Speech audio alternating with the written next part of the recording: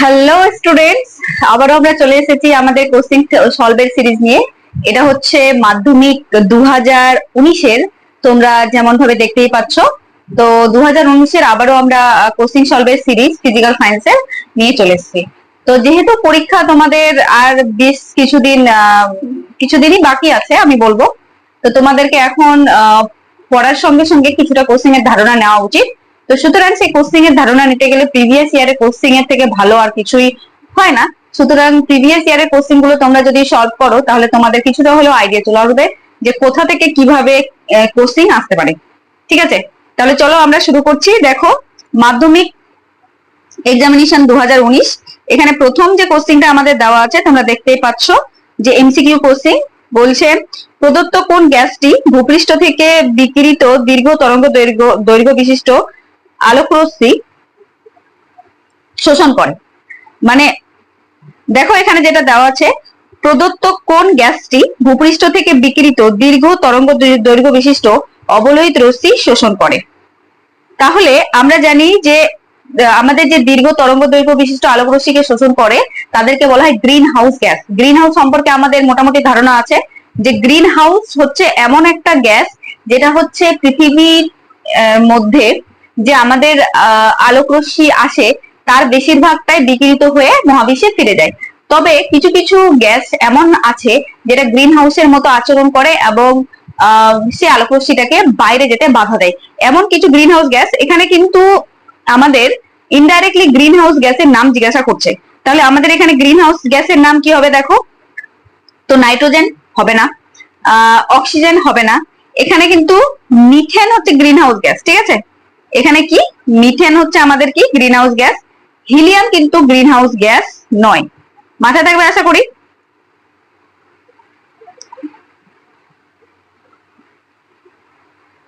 ওকে, তাহলে আমাদের এখানে যে আনসারটা হলো সেই আনসারটা আমাদের কি হবে? তাহলে আমাদের আনসার যেটা হবে সেটা হচ্ছে মিথেন। ওকে, এবার প্রথম কোশ্চেনটা হয়ে গেল। এবার নেক্সট কোশ্চেনে চলো। এসটিপি তে 2.24 লিটার অধিকার করে, বলছে 2.2 লিটার অধিকার করে 4.4 গ্রাম কার্বন ডাইঅক্সাইড, 0.6 গ্রাম H2SO4। তো এই কোশ্চেনটা যদি আমরা করতে চাই তাহলে আমরা কিভাবে করব? দেখো, আমরা প্রথমত একটা জিনিস আমরা খুব ভালো করেই জানি যে এসটিপি, এসটিপি কথার অর্থ কি? এসটিপি মানে হচ্ছে standard temperature and pressure. STP মানে আমরা যেটা জানি সেটা কি? Standard temperature and pressure. সেই স্ট্যান্ডার্ড টেম্পারেচার এন্ড প্রেসার অর্থ হচ্ছে 0 ডিগ্রি মানে হচ্ছে আমাদের 0 ডিগ্রি সি। ঠিক আছে, স্ট্যান্ডার্ড টেম্পারেচার। আর স্ট্যান্ডার্ড প্রেসার কি? 1 এটিএম। ঠিক আছে, 1 এটিএম মানে কত? 1 এটিএম মানে হচ্ছে 76 সেমি এইচজি। ঠিক আছে, 76 সেমি এইচজি। ওকে, এবার আমাকে কি দেখতে হবে? বলেছে 2.2 লিটার অধিকার করে এরকম। আচ্ছা, তো 22.4 লিটার, ঠিক আছে, এটা হচ্ছে 1 মোল। 1 মোল যে কোনো কিছু আয়তন দখল করে, 1 মোলের আয়তন হয় 22.4 লিটার। এবার দেখো, কার্বন ডাইঅক্সাইডের CO2 এর 1 মোল মানে কি? এর আণবিক ভর আমাদেরকে বের করতে হবে। তো আণবিক ভর হচ্ছে কার্বন কত? কার্বনের ক্ষেত্রে আমরা জানি 12, আর অক্সিজেন কত হয় 16। 16 ইন্টু 2 সমান সমান 32 সমান সমান টোটাল হবে 44। ঠিক আছে, 44 গ্রাম সমান সমান 1 মোল। আর এর আয়তন হয় কত? 22.4 লিটার। এর আয়তন কত হয় আমাদের? 22.4 লিটার। 22.4 লিটার। ওকে, বোঝা গেল। কিন্তু আমাকে বলেছে এখানে কি 4.4। তার মানে দেখো এটা কি হচ্ছে? 4.4 যদি হয় তাহলে এই দশমিকটাও এক ঘরে এদিকে চলে আসবে, তাহলে 2.24 লিটার। তাহলে আমাদের এক নাম্বারটা এখানে ফরচুনেটলি আনসার যেটা সেটা হচ্ছে আমাদের বেরিয়ে গেল। বোঝা গেল কিনা? তাহলে আমাদের এখানে যেটা আনসার হবে সেটা হবে অপশন 1। ওকে, আর বাকিগুলো হবে না এই কারণে যে এদের তোমরা যদি মূল সংখ্যা দিয়ে বের করো তাহলে এই একই আনসার কিন্তু আসবে। ওকে, ক্লিয়ার? তাহলে এবার নেক্সটে চলে যাই। তাহলে দেখো, এবার হচ্ছে 1.3 কি বলছে? 1 মোল কার্বন 1 মোল অক্সিজেন সঙ্গে সম্পূর্ণরূপে বিক্রিয়া করলে কার্বন ডাইঅক্সাইড এর অণুগুলি উৎপন্ন হবে। দেখা যাচ্ছে না, আমি একটু মুছে দিই। আচ্ছা, তো কি বলছে? যে 1 মোল কার্বন আর 1 মোল।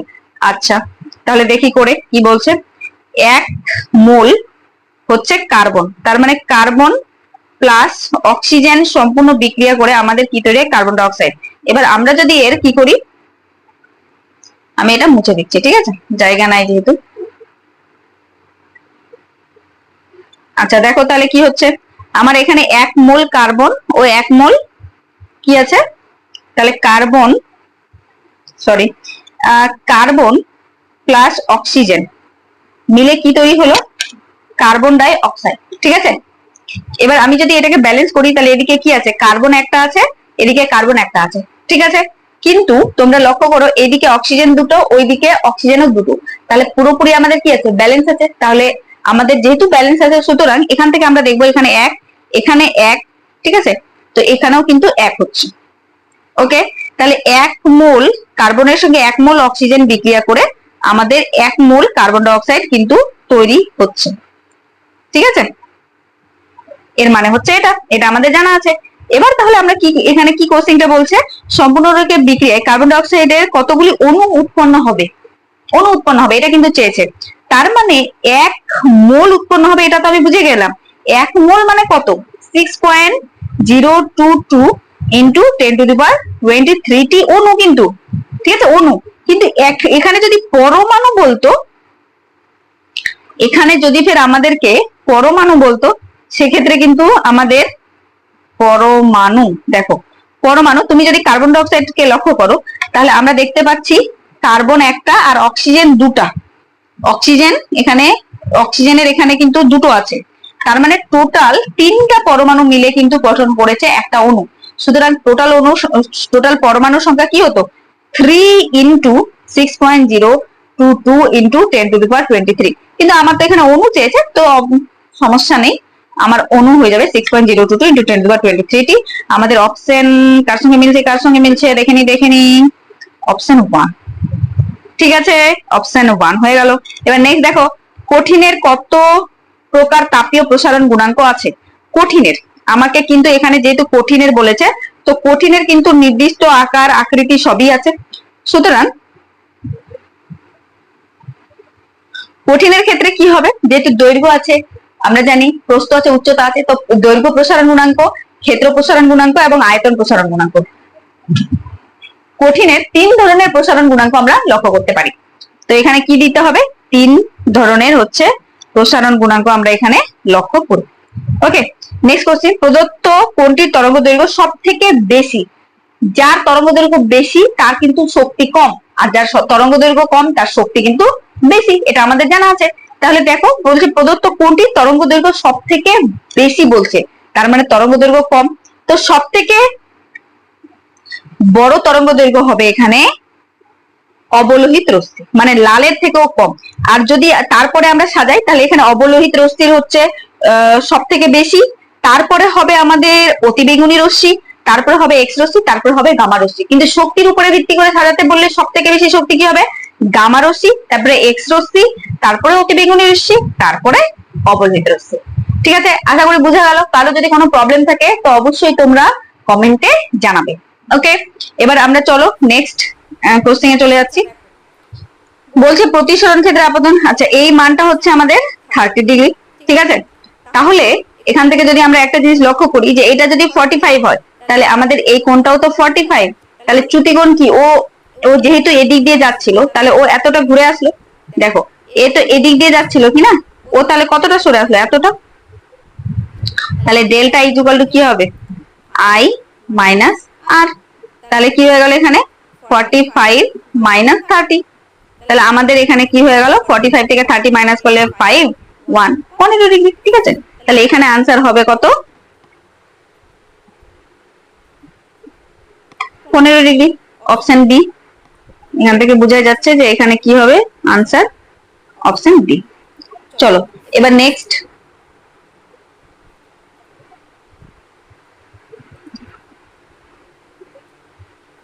এবার আমাদের নেক্সট হচ্ছে 1.7। চলো নেক্সট কোশ্চেন কি বলছে, অপরিবর্তিত উষ্ণতায় কোনো পরিবাহী দুই প্রান্তে বিভব প্রভেদ ডি এবং পরিবাহীর মধ্য দিয়ে তড়িতের গ্রহণমাত্রা আর হলে কোনটি সত্য। এটা তো ডাইরেক্ট হচ্ছে ওহমের সূত্র থেকে বলেছে, ওহমস ল ডাইরেক্টলি বলেছিল বি সমানুপাতিক আই কিনা, এটা ডাইরেক্টলি বি সমানুপাতিক আই, অপশন এ। নেক্সট বলছে 1.8 তড়িৎ চালক বল ভি, কার্য ভি এবং আধান কিউ এর মধ্যে সম্পর্ক লেখো। এটাও ডাইরেক্ট সম্পর্ক।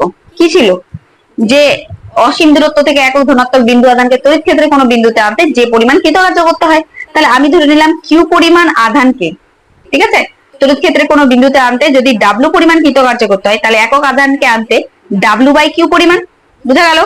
তো সেক্ষেত্রে ডাব্লু বাই কিউ এটা কি হবে? ডাব্লু বাই কিউ হলো হচ্ছে আমাদের তড়িৎ বিভবের মান। তাহলে ভি ইকুয়াল টু হয়ে গেল ডাব্লু বাই কিউ, এটাই হয়ে গেল আমাদের answer.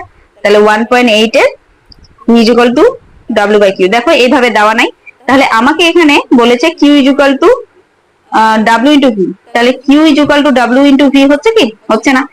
Next Q equal to V by W, Q equal to এখানে Q equal to W by কিন্তু ভি হচ্ছে, ঠিক আছে। তাহলে অপশন বিটাও কিন্তু মিলছে না, অপশন সিটাও মিলছে না। অপশন ডিটাকে দেখি তো, অপশন ডি কি আছে? Q equal to W by D. তো তো দেখো এটাকে এখানে নিয়ে যাও, এটাকে এখানে নিয়ে যাও, তাহলে অবশ্যই আমাদের এটাই আনসার। তাহলে এখানে কি হবে? Option D. ক্লিয়ার? আশা করি বোঝা গেছে। এবার নেক্সট আমাদের হচ্ছে 1.9। নেক্সট আমাদের কি? 1.9। নেক্সট হচ্ছে আমাদের 1.9। চলো নেক্সট কি বলছেন? তেজস্ক্রিয় পরমাণু বিটা কণা নিঃসরণের ফলে উৎপন্ন পরমাণুর, আমরা জানি বিটা মানে হচ্ছে একটা উচ্চ গতি সম্পন্ন ইলেকট্রন। বিটা নির্গত হওয়া মানে কি? ভর সংখ্যা সেম থাকে কিন্তু পারমাণবিক ক্রমাঙ্ক 1 বেড়ে যায়। এটা কেন হয়? এটা তো হয়তো তোমরা জানো। এর কারণ হচ্ছে যে পরমাণু নিউক্লিয়াসে ইলেকট্রন না থাকা সত্ত্বেও কিভাবে বিটা কণার উপরে ইলেকট্রন নির্গত হয়। তো এটা খুব একটা ফেমাস কোশ্চেন, সুতরাং আশা করি তোমরা এটা জানো যে এটা কিভাবে সম্ভব। এটা তোমাদের এইভাবে সম্ভব। দেখো যে পরমাণু নিউক্লিয়াসে তো আমরা জানি কি কি থাকে, প্রোটন থাকে আর নিউট্রন থাকে। আর সবথেকে ভারী কণিকা কি? সবথেকে ভারী কণিকা আমরা সবাই জানি নিউট্রন। সুতরাং একটা নিউট্রন ভেঙে গিয়ে আমাদের কি করে? একটা প্রোটন আর একটা ইলেকট্রন তৈরি করে। যদি আমরা আধান দিয়ে বলি তাহলে ইলেকট্রনের আধান -1 আর প্রোটনের আধান +1, ঠিক আছে। আর এর মাথাতে 1, কারণ এটা নিউক্লিয়াসে গণনা হয়, আর ইলেকট্রন তো নিউক্লিয়াসে থাকে না, ওই জন্য মাথাতে 0। আর এটাকে আমরা কিভাবে রিপ্রেজেন্ট করি? এটাকে 0 1। তাহলে দুই দিকে বোথ সাইডে কিন্তু আমাদের সেমই থেকে গেল, কারণ এইভাবে এদিকের ভর সংখ্যা ওদিকের ভর সংখ্যা কিন্তু আমাদের সেম থাকে। বুঝা গেল? ওকে, দেন কি হবে? এবার এই যে ইলেকট্রনটা, এটা হচ্ছে বিটা কণা রূপে বেরিয়ে আসে, ঠিক আছে। তাহলে দেখো তো, নিউটনের জায়গায় প্রোটন হয়ে গেল, তো ভর সংখ্যার কিন্তু কোনো চেঞ্জ নেই, কিন্তু এখানে একটা প্রোটন তো থেকে গেল কিনা, তো প্রোটন সংখ্যা কিন্তু 1 বেড়ে যায়। তাহলে এখানে দেখে নাও কোশ্চেন কোনটা আনসার হবে আমাদের। তেজস্ক্রিয় বিটা কণা ভর সংখ্যা বাড়ে না, একই থাকে। পারমাণবিক সংখ্যা বাড়ে, হ্যাঁ এটাই ঠিক আনসার। পারমাণবিক সংখ্যা বাড়ে, ভর সংখ্যা কমে, পারমাণবিক সংখ্যা কমে না, পারমাণবিক সংখ্যা 1 কিন্তু বেড়ে যায়। ঠিক আছে, মাথায় থাকবে।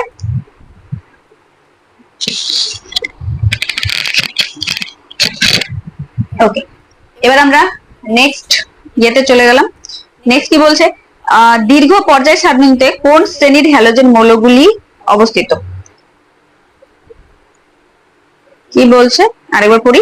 দীর্ঘ পর্যায় সারণীতে কোন শ্রেণীতে হ্যালোজেন মৌলগুলি অবস্থিত? সবাই জানি এটা। আমাদের দীর্ঘ পর্যায় সারণীর হচ্ছে 17 নং শ্রেণীতে আমাদের হ্যালোজেন মৌলগুলো অবস্থিত। এখান থেকে আরেকটা কোশ্চেন আসতে পারে যে কোন শ্রেণীতে কঠিন, তরল এবং গ্যাসীয় সমস্ত অবস্থার মৌলগুলি লক্ষ্য করা যায়? তো একই হবে 17 নং, ঠিক আছে। হ্যালোজেন গুলো এইভাবে করে আমাদের থাকে। এবার নেক্সট আমাদের যেটা, তাহলে এটা হয়ে গেল। নেক্সট হচ্ছে 1.11। প্রদত্ত কোন যৌগটি কঠিন অবস্থায় আয়ন দ্বারা গঠিত? প্রদত্ত কোন যৌগটি কঠিন অবস্থায় আয়ন দ্বারা গঠিত? ঠিক আছে, তো এইটা আমাদের কি হবে? অপশন দেওয়া আছে hydrogen chloride, sodium chloride, sorry প্রথমটা দেওয়া আছে সোডিয়াম ক্লোরাইড। সোডিয়াম ক্লোরাইড মানে হচ্ছে NaCl, ঠিক আছে। নেক্সট হচ্ছে হাইড্রোজেন ক্লোরাইড, হাইড্রোজেন ক্লোরাইড মানে হচ্ছে HCl, ঠিক আছে। এটা যখন গ্যাসীয় অবস্থায় থাকে তখন এটাকে বলে হাইড্রোজেন ক্লোরাইড গ্যাস, আর যখন এটা তরল অবস্থায় থাকে তখন এটাকে বলা হয় হাইড্রোক্লোরিক অ্যাসিড। ঠিক আছে, এটা যখন গ্যাসীয় অবস্থাতে থাকে তখন এটা আয়নে ভেঙে যেতে পারে না, কিন্তু যখনই এটা তরল অবস্থাতে থাকে তখন এটা কিন্তু আয়নে ভেঙে যায়। ঠিক আছে, এইটুকু একটু মনে রাখবে এটা সম্পর্কে। নেক্সট হচ্ছে ন্যাপথলিন, আর নেক্সট হচ্ছে গ্লুকোজ। তাহলে এখানকার মধ্যে কোনটা আনসার হবে? কঠিন অবস্থাতে আয়ন দ্বারা গঠিত, তো সোডিয়াম ক্লোরাইড। ঠিক আছে, এটার আনসার কি হবে? আমাদের সোডিয়াম ক্লোরাইড হবে। এবার দেখো সোডিয়াম ক্লোরাইডের একটা কথা আরো মনে রাখবে, যে এটা হচ্ছে আমাদের আয়নীয় যৌগ, এটা তো বটেই, কিন্তু তার সঙ্গে সঙ্গে মনে রাখবে যে একটা ক্লোরিনের অণুর চারপাশে কতগুলো আমাদের সোডিয়ামের অণু ঘিরে থাকে, তো 6টা। একইভাবে একটা ক্লোরিনের অণু চারদিকে 6টা সোডিয়াম অণু, 6টা সোডিয়াম অণু চারদিকে মানে এরকম ক্লোরিন অণুর চারিদিকে 6টা সোডিয়াম থাকবে, আর সোডিয়াম অণুর চারিদিকে 6টা ক্লোরিন থাকবে। ঠিক আছে, এই কোশ্চেনটাও বহুবার এসছে, তো এটাও তোমরা একটু মনে রাখবে।